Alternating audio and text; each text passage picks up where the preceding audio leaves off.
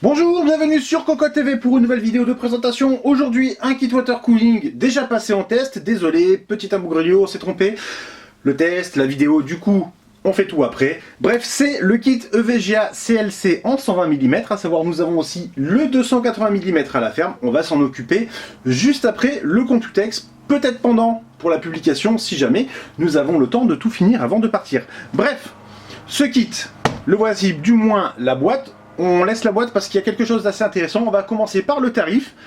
Le mauvais point, le point noir du produit, puisqu'il est à 100 €. Et 100 € pour un 120 mm, même si on trouve encore plus cher, ça reste très élevé, en sachant qu'à partir de 80 €, voire même 70-75 €, on peut avoir du 240 mm qui sera quand même un peu plus performant. Néanmoins, actuellement, le produit se trouve à 60-65 € chez différents revendeurs, et à ce prix-là, on aurait tort de se priver si on cherche juste un 120 mm. On va vous montrer pourquoi. Alors tout d'abord, la boîte, juste un petit mot. Le packaging, voilà, ça change de ce qu'on trouve habituellement. Le kit prend place ici, ça ne bouge pas, c'est tout simplement excellent.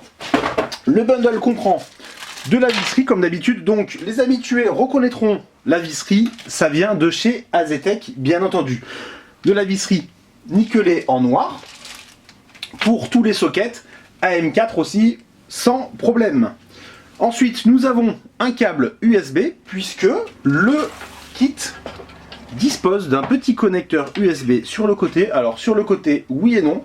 Si on prend le logo sur le dessus, qui va donc s'éclairer, le port USB est en bas, et en bas, eh bien, ça pose problème selon la carte mère. Par exemple, sur notre Asus en 1366, eh bien, ça ne passe pas avec le radiateur, nous avons dû mettre le waterblock de côté. Alors ça c'est un détail, mais on fera quand même attention, ça peut poser quelques petits soucis. Et pour les puristes qui veulent vraiment le logo à l'endroit, il y aura des petites déceptions. Bref, à part ça, pas grand chose à dire, parce que le kit est tout simplement très joli. Le waterblock avec le petit cerclage gris type aluminium. Alors c'est pas l'aluminium, hein, mais ça rend très bien. Le top transparent avec le logo qui va s'illuminer par défaut en rouge au démarrage et ensuite en blanc. Est vraiment très réussi, c'est discret, tout ce qu'il faut, on n'en demande pas plus.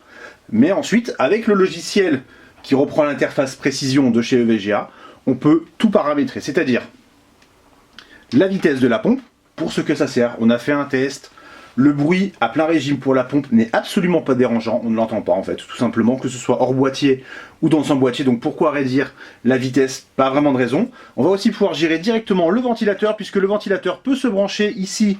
Nous avons un Y, PWM, avec deux prises, donc on peut mettre deux ventilateurs devant, derrière. On va pouvoir faire une courbe à la main, comme dans une carte mère.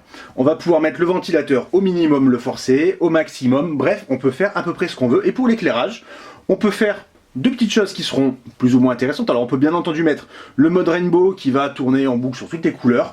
On peut aussi le mettre de manière synchronisée avec une carte mère ou une carte graphique EVGA qui est compatible. Ça peut être intéressant pour harmoniser tout son ensemble. Ou on peut aussi, c'est un peu plus original, mettre une couleur en fonction de la température du liquide. Il y a une sonde, 3 températures, 3 couleurs, ça peut renseigner avec un petit coup d'œil, pourquoi pas. Ventilateur 220 mm qui tourne quand même relativement vite, nous l'avons mesuré à 2400 tours par minute, c'est vraiment élevé, on va pas le nier. En 12 volts, ça fait du bruit, avec des pales assez larges pour la pression statique, et des petites découpes ici. Alors le blabla marketing à l'époque, c'était ça permet de capter plus de flux d'air. Est-ce que ça marche? On n'a pas vérifié en bloquant. Toujours est-il que les performances générales du kit sont quand même très bonnes. Pour pas dire excellentes pour du 120 mm, on s'approche de quelques 240 mm, donc c'est quand même intéressant. Avec, néanmoins, on le devine de suite, des nuisances sonores qui sont vraiment élevées. Ensuite, nous avons les tuyaux gainés.